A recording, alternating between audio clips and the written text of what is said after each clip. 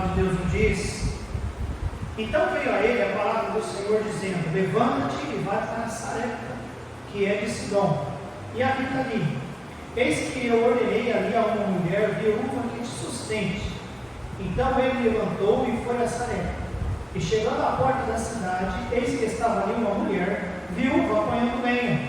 E ele a chamou e lhe disse: traze-me, peço-te num vaso um pouco de água que beba.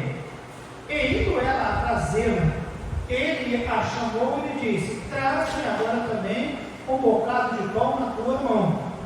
Porém ela disse: vive o Senhor teu Deus, que nem o bolo tem, senão somente um punhado de farinha numa panela e um pouco de azeite numa botija, e vês aqui apanhei 2 gravetos, e vou prepará-lo para mim e para meu filho, para que o comamos e morramos.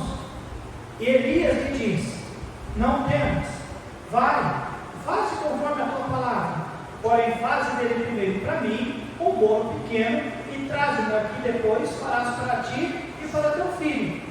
Porém, porque assim diz o Senhor, Deus de Israel: a farinha da panela não se acabará, e o azeite da botija não voltará, até o fim em que o Senhor dê chuva sobre a terra. E ela foi e fez conforme a palavra de Elias, e assim comeu ela e ele e sua casa muitos dias. Da panela a farinha não se acabou, e da botija o azeite não voltou, conforme a palavra do Senhor que ele falara pelo ministério de Elias. E depois destas coisas, sucedeu que adoeceu o filho dessa mulher, dona da casa, e sua doença se agravou muito, até que nele nenhum fôlego ficou. Então ela disse a Elias: que tenho eu contigo, homem de Deus? Vieste tu a mim para trazeres à memória a minha iniquidade e matares a meu filho? E ele disse: dá-me o teu filho.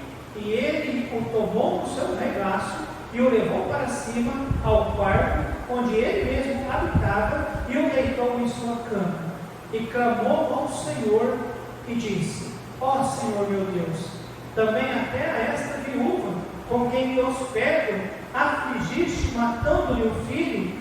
Então se estendeu sobre o menino 3 vezes e clamou ao Senhor e disse: ó Senhor meu Deus, rogo-te que a alma deste menino torne a entrar nele. E o Senhor ouviu a voz de Elias, e a alma do menino tornou a entrar nele e reviveu. E Elias tomou o menino e o trouxe no quarto à casa e o deu à sua mãe, e disse a Elias: vês aí, teu filho vive. Então a mulher disse a Elias: nisto conheço agora que tu és homem de Deus, e que a palavra do Senhor na tua boca é verdade. Oremos. Nosso Pai querido, e que bom é chamar o Senhor de nosso Pai, e quero que o Senhor entenda: o Senhor é meu querido, e eu imagino da maioria aqui, eu creio que de todos queremos muito bem o Senhor. Ó Deus, ajude-nos, ó Deus, a ouvir, a entender e guardar no nosso coração o que nós lemos e o que nós vamos falar sobre esse momento em que o Senhor se mostra mais uma vez como sendo Deus do impossível. Pai, instrua-nos, ó Deus, pela tua bendita palavra. Em Cristo Jesus oramos e confiamos e aguardamos. Amém. Tenho falado, irmãos, nas quartas-feiras aqui com vocês sobre o Deus das coisas ou das causas, ou talvez o Deus do impossível. E Deus, nesta noite, pela leitura que fizemos, prova mais uma vez que Ele é o Deus do impossível. Ele colocou Elias em algumas situações que realmente mostram isso. Se você olha no capítulo 17, o início, eu não vou ler Elias, mas Deus já coloca Elias para poder ensinar ele que ele era o Deus do impossível. Fala: Elias, vai e fala a Acabe que só vai chover, ou talvez vai cair sequer orvalho, segundo a sua palavra. diz que Elias foi. E a confiança de Elias, irmãos, realmente é algo que chama a nossa atenção e leva-nos a entender que ele realmente pôde entender que Deus é o Deus do impossível. Ele foi, ele falou com Acabe, e depois Deus disse para ele: agora você vai para o ribeiro de Querite, e ali eu vou dar ordem aos corvos que vão te alimentar. E a Bíblia diz que Elias foi exatamente estar onde Deus queria que ele estivesse, e Deus honrou a sua palavra a Elias.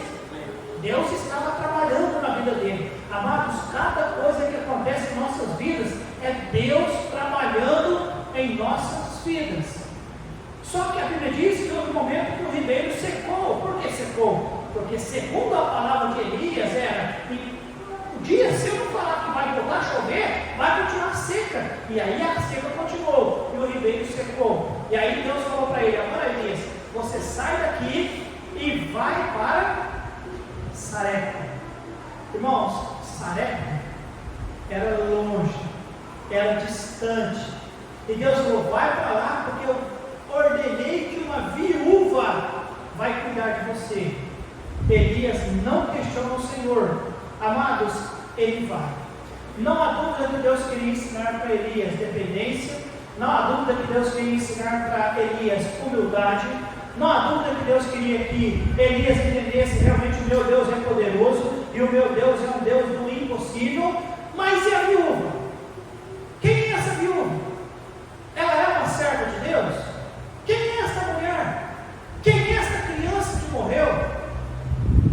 A situação que nós lemos nessa noite tem nada a ver com Elias. Eu quero levar você a entender que Deus é o Deus do impossível, e Ele, amados, não apenas faz em nossas vidas, Ele faz por todos. Querendo ensinar dependência, querendo ensinar obediência, querendo ensinar humildade, Deus abençoou a vida de uma mulher, irmãos, que posso dizer para você, era alguém que não apenas vivia uma situação impossível, mas era alguém que poderia dizer alguém improvável. É improvável Deus se lembrar de mim, é improvável eu ser tocada pela bênção, pela graça, pela misericórdia de um Deus que ela mesma disse que não conhecia. Ela disse, quando ela teve que falar com Elias, ela disse: vive o Senhor teu Deus. Deus não era Deus dela, ela não conhecia o Deus, ela não era judia, ela era pagã, ela era de Sarepta, um dos lugares lá de Sidom, não era do povo de Deus. Então, nesta noite, nós queremos aprender algumas coisas desta lição. Eu vou procurar ser breve. Primeiro, a situação que ela vivia, uma situação sem esperança. Por quê, pastor? Por causa de duas questões. Primeiro, ela era viúva. Uma mulher, irmãos, viúva. A mulher não era como as mulheres do dia de hoje. A mulher tem profissão, a mulher trabalha, ela se mantém. Não, a mulher era completamente dependente do seu esposo. E ela não tinha mais o seu esposo. Ela tinha que prover para si. E entenda, naquela época havia muita fome. Porque tanto é que ela diz, o que ela tinha era um pouquinho só de farinha e um pouquinho de azeite, que dava para ela fazer comida para ela e para o filho, e comer e morrer. Então, olha a situação daquela mulher. Ela era viúva, ela era de Sarepta. Sarepta, repito, não é um lugar do povo de Deus, de Israel. A lei, lá em Deuteronômio capítulo 15, versículo 11, dizia que quando existisse uma mulher pobre, viúvas, alguém que vivia em estado de pobreza, era necessário, era obrigado cuidar do pobre e do necessitado. Porém, aquela mulher, ela não estava debaixo da ordem dos ensinos da lei. Então, morando em Sarepta, ela não tinha, ninguém era obrigado a cuidar dela. Então, guarda lá. Problema, primeiro, ela era viúva, ela tinha um filho e ela era de Sarepta. Segundo, os problemas na vida dela eram tantos, irmãos, que Elias pediu um bocado de pão. Sabe Sabe o que é um bocado de pão? É um pedaço, é um pouquinho. E o que ela disse? Não tem. Ela disse: tudo que eu tenho é um punhado de farinha na panela e um pouco de azeite na botija. Amados, e ela está lá juntando lenha. Lembra que ela está juntando lenha? E quase, irmãos, quando nós temos a Bíblia, nós temos que ler e prestar atenção nos detalhes. Ela estava apanhando lenha, mas depois ela disse, irmãos, que ela pegou 2 gravetos. 2 gravetos. Não é que ela juntou uma carriola de lenha, um carro de lenha. Para quê? Você pegaria um carro de lenha se você fosse fazer o quê? Comida para a semana inteira. Mas quanto de comida ela queria fazer, irmãos? Era um punhado de farinha e um pouquinho de azeite. Era para fazer uma vez só, para ela comer, para o filho comer, e os 2 depois disso o quê? Morrer, porque não tinha mais nada. Os irmãos estão entendendo? Então guarde isso, porque isso faz diferença, amados. Não há naquela mulher nada de esperança. Nada. Nada. Veja aqui, versículo 12: apanhei 2 gravetos e vou prepará-lo para mim, para o meu filho, para que comamos e morramos. Este era o plano da vida daquela mulher. A única coisa que aquela mulher sabia, e ela tinha certeza: nós vamos morrer. E amados, pense comigo, ninguém que vai passando por um racionamento de comida, a pessoa ontem, por exemplo, comeu 4 refeições e largou só um pouquinho para o outro dia para comer e morrer. Os irmãos concordam comigo? É provável que aquela mulher, ela vinha racionalizando toda a comida dela. É bem provável. É provável que ela ia todo dia naquela lata de farinha, e ela ia tirando, ia vendo que ia ficando um pouquinho, e mais um pouquinho, e até que ela viu realmente o fundo, e ela viu que ela não teria mais nada. Agora, até chegar ali, é bem provável eles passaram fome. A dificuldade era intensa. E qual é a esperança daquela mulher, irmãos? Qual é a esperança dela? A morte. A única coisa que está diante dela é a morte. Amados, eu não sei se alguém já chegou tão perto de uma realidade de que você viu que, por exemplo, não vai ter mais jeito, não tem mais jeito, não consigo fazer mais nada, o casamento não tem mais jeito, a doença não tem mais jeito, não tem mais jeito. Já chegou nessa desesperança total? Porque este era o quadro daquela mulher. Lembra os discípulos, aquele dia lá no barco? Senhor, não te dá que pereçamos. Não havia mais força naqueles homens. Aqueles homens eram pescadores, alguns deles. Eles conheciam o mar, eles sabiam se livrar daquele tipo de tempestade, mas naquele dia eles desesperados disseram: Senhor, o Senhor não se dá que nós estamos perecendo. Jonas, lá no ventre do grande peixe, ele achou que ele ia morrer. Moisés, quando fugiu, depois de ter matado aquele egípcio, ele achou: eu vou morrer. Então, amados, este era o quadro daquela mulher, um quadro de desespero. Se você já passou por algum desespero na sua vida e está conosco nessa noite, glória a Deus, aleluia, você venceu. Se você nunca passou, agora você está aprendendo, porque se porventura algum dia vier algum quadro nesse sentido para você, você pode lembrar-se do estudo do pastor Alexandre numa quarta-feira à noite, quando ele disse: amados, muitas vezes em nossas vidas, tudo que nós temos e olhamos é tão pouco que talvez isso poderia trazer para nós algum tipo de desespero. Só que tem o seguinte, irmãos, do versículo 13 em diante, nós vemos que a condição, antes nós vimos a condição da mulher, mas a Bíblia nos diz, versículo 13: e Elias lhe disse. Fale alguém, o que Elias lhe disse? Não temas.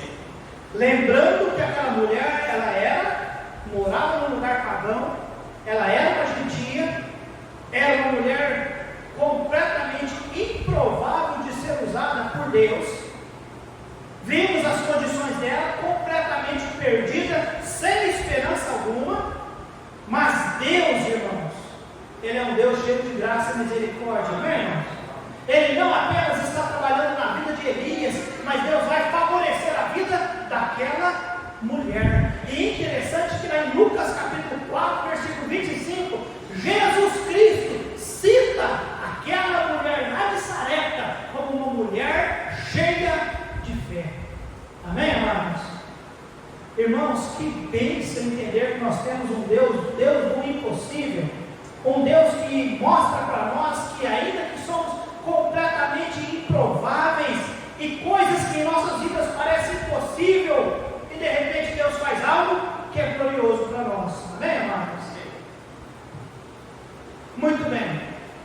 Lá no versículo 9, no finalzinho do versículo 9, a Bíblia diz que eis que eu ordenei ali uma mulher viúva que te sustente. Deus já havia ordenado aquela mulher, mas aquela mulher mesmo eu não sabia, mas a Bíblia diz que Deus havia ordenado. Então Deus, irmãos, estava no controle de todas as situações? Deus está no controle de todas as situações? Sempre esteve. O que aquela mulher via? Morte. Qual era a esperança daquela mulher? O que ela esperava? Morrer. Vou comer, meu filho vai comer, eu vou morrer, meu filho vai morrer. O que ela via? O que nós muitas vezes vemos? Só vemos aquilo que está diante de nós, o que está na nossa carteira, ou talvez na conta bancária, ou talvez na promessa de alguém, ou talvez no limite do cartão. Nós vemos o que nós temos. Mas Elias sabia que Deus havia feito uma promessa. Amém, irmãos? Isso faz diferença. Nunca esqueça das promessas de Deus. Eu falei dias atrás com uma moça, uma senhora, Deus não é obrigado a prometer nada. Ninguém encostou Deus na parede e disse, promete isso, promete isso, promete isso. Não, Ele simplesmente fez promessa para nós, amém, irmãos? Mais do que fazer promessas, Ele falou, registrem minhas promessas, para que não haja dúvida, amém, irmãos? Para que nós não fiquemos apenas olhando aquilo que nós temos, o que eu sou, o que eu era.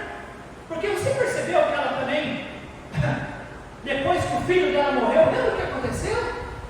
Ela disse, homem de Deus, por que você veio? Por que você se manifestou a mim? Vieste tu a mim para trazeres à memória a minha iniquidade? Ela deve ter pensado, meu filho morreu por causa dos meus pecados. Eu não sei quais eram. Eu não vou tentar descobrir, cada um cuida do seu próprio pecado, amém, irmãos? Mas foi o que ela pensou, e isso muitas vezes, até o pecado, serve para poder nos limitar e confiar nas promessas de Deus. Então ela sabia, eu vou morrer, meu filho vai morrer, e era tudo que ela tinha. E eu repito, irmãos, ela sabe o que ela tinha em mãos, porém Elias sabia quem era Deus, amém, irmãos? Amém. E o que Elias fala para ela? Não tema. Irmãos, essa expressão não temas, isso faz diferença em casos impossíveis. Elias não sabia como, mas ele sabia que Deus ia ser fiel às suas promessas. Amados, casos impossíveis, entenda, Deus é fiel à sua palavra. Agora, uma coisa era Elias obedecer ao Senhor, outra coisa era essa mulher obedecer a Elias. Elias conhecia Deus, essa mulher não conhecia Deus. Versículo 14, porque assim diz o Senhor Deus de Israel, a farinha da panela não se acabará, e o azeite da botija não faltará, até ao dia em que o Senhor dê chuva sobre a terra. E ela foi e fez conforme a palavra de Elias. E assim comeu ela, e ele, e a sua casa, quanto tempo, igreja? Muitos dias. Muitos, não sabemos quanto, mas foram muitos dias. E eu fico só imaginando a primeira comida, quando ela fez, e deu primeiro para quem? Para Elias. E eu fico imaginando ela pensando, será que ele vai comer tudo? Será que realmente vai ter para depois para mim e para o meu filho? E já imaginou outro dia, Walter? Aí ela comeu, ele comeu, o outro comeu e deu certo. E outro dia, até que a Bíblia nos diz que fizeram isso, quanto tempo, irmãos? Muitos dias. Lembra daquela latinha de farinha que eu disse para os irmãos pensarem lá no começo? Que era provável que ela, não sei se fazia 2 por dia, e depois ela começou a fazer uma só, e de repente por fim meia só, até está quase, mas agora faz muitos dias que ela está lá naquela latinha e pega aquela quantidade e põe. Eu imagino, irmãos, que do segundo, terceiro dia ela deve ter aumentado. E o prato que antes talvez era pequenininho, já era um prato tipo o do, como vou falar, um prato bem cheio, tá bom? Um prato bem cheio. E todo dia os 2 comendo, os 3 comendo e bebendo, muitos dias, não sei quanto tempo, irmãos, mas lembra, irmãos, a última palavra não é aquilo que nós vemos, o final da história não é aquilo que nós percebemos. Às vezes o que nós percebemos, e que às vezes é tão claro, porque era claro para ela. A gente podia falar, também ela é mole, né? Talvez ela é dramática. Falar, eu só tenho para comer hoje, irmãos, de forma alguma ela pegou 2 gravetos. Era para fazer pouca comida. Talvez ela nem tinha força para pegar mais gravetos, ela só pegou 2. Então era real, era aquilo que ela sentia, era aquilo que ela via. Porém, tem um detalhe, ela não conhecia o Deus que nós conhecemos. Elias conhecia, né, irmãos? Por isso que primeiro ele disse, olha moça, mulher, não temas, não temas. Elias sabia, Deus falou, vai lá que a viúva vai te sustentar. Interessante que Elias não questionou Deus. Oh Deus, como é que uma viúva vai me sustentar? Nada, ele foi, e chegando lá ele pediu, ele constatou a situação e ele pediu. Irmãos, Deus é completamente confiável, amém, irmãos? Completamente. Se ele falou, e ele falou lá em 2 Coríntios 12, 9, que ele dá graça em tudo, e ele falou lá em Filipenses 4, 19, que suprirá todas as nossas necessidades, ele falou lá em Hebreus 13, que estará conosco a cada momento, ele falou lá em Isaías 43, 2, que cuidará com segurança de nós por todo o nosso caminho, amém, amados? Ele falou, se ele falou, ele vai cumprir.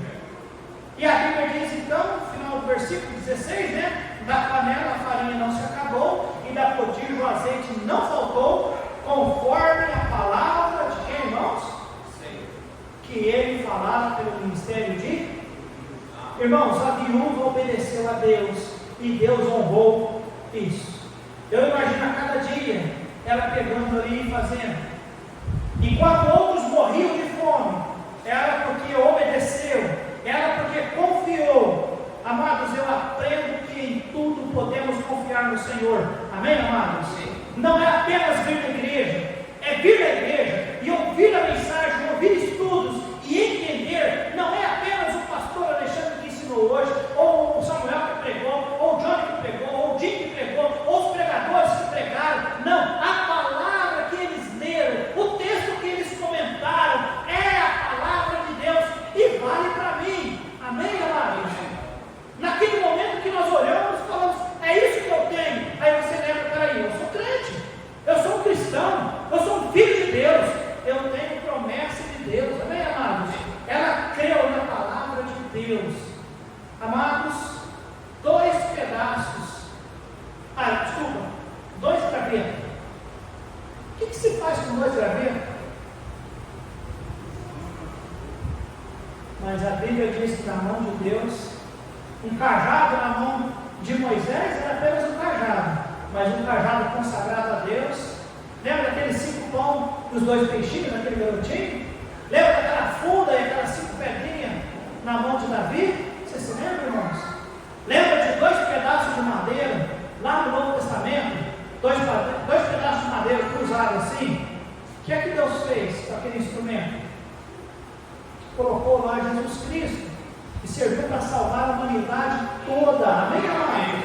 Porque Deus pode. Irmãos, quando não havia nada, não é que Deus criou as coisas a partir de uma... Não, quando não havia nada, Deus criou tudo. Amém, amados? Tudo. Senhor, amém, amados? Ele saberá identificar quando há, entenda isso, obediência, quando há confiança, quando há realmente o entendimento. Deus pode, Ele age, até mesmo em causas impossíveis. Deus age, amém, amados? Não há coincidência, é Deus trabalhando. Deus trabalha. Eu lembro uma vez que eu li uma ilustração, depois da guerra de 45, 47, 48, quando acabou, os soldados, eles voltavam da guerra e muitos deles, eles andavam pelas estradas pegando carona, na época, até chegar às suas casas. E tinha um soldado que chegou em casa, o pai não estava, porque estava no hospital, visitando a mãe, que seria a avó do soldado, porque estava gravemente enferma. E os médicos na época disseram, olha, o caso dela é gravíssimo e ela precisa de transfusão de sangue. Só que o problema é que, naquela época, a transfusão de sangue, como de hoje, banco de sangue, você tinha que encontrar alguém que tinha aquele sangue. E acho que era A, B negativo, alguma coisa assim. Era muito delicado, o sangue muito raro. E os médicos disseram, ela não passa dessa noite. Vá, avise os seus familiares para que eles possam vir e despedir dela, porque não tem jeito. O homem dirigindo de volta para casa, chorando no volante, ele viu um soldado caminhando na beira da estrada. Ele para ou não para? Eu não vou parar não, eu tenho que ir lá buscar meus familiares. Ele decidiu parar. Abriu a porta, aquele soldado entrou, e o homem não falava nada. Geralmente alguém dá carona para o soldado, perguntava como é que foi a guerra, e como que foi, onde você mora, teus familiares. Rapaz quieto, e ele quieto chorando. Até que o soldado perguntou para ele, o que está acontecendo? Ele falou, estou buscando meus familiares para despedir da minha mãe. E contou a situação. Aí o soldado falou, não tem nada que possa ser feito? Ele falou, não tem, porque minha mãe precisa de um sangue que é raríssimo. E o soldado, que sangue que é? Aí ele explicou. Aí o soldado pegou a plaquinha dele de identificação e mostrou para ele. Na plaquinha do soldado sempre tem o tipo do sangue. E aí o homem começou a chorar, o soldado falou, vire o carro e volta para lá que nós vamos salvar sua mãe. E salvou. O homem era um cristão e registrou isso depois. Amados, não existe por acaso, sorte. O que existe é Deus trabalhando. Agora, olha só, se aquele homem não tivesse parado e dado carona para aquele. Irmãos, eu creio que Deus deve ter incomodado tanto o coração dele. Eu creio que Deus deve ter dado um tique no braço do soldado para fazer, porque Deus queria que isso acontecesse. Amém, amados? Para que depois, agora, tantos anos, pudesse também ajudar você a entender. Isso sirva para corroborar, para sustentar isso que nós temos ensinado. Deus nos ouve, Deus sabe da nossa situação e Deus quer, Ele pode atuar em causas impossíveis. Deus pode, amém, amados? Deus pode, mas tem que confiar. Tem que confiar. Não confie naquilo que você tem, não. Confie naquilo que Deus pode fazer. Amém, amados? Se Ele fizer, Ele tem poder de fazer. Se Ele não fizer, entenda, Ele é Deus. Amém. Fique tranquilo quanto a isso, tá bom? Então, mais uma vez, quando estudamos sobre o Deus do impossível, nessa noite nós vimos alguém improvável e com uma causa impossível.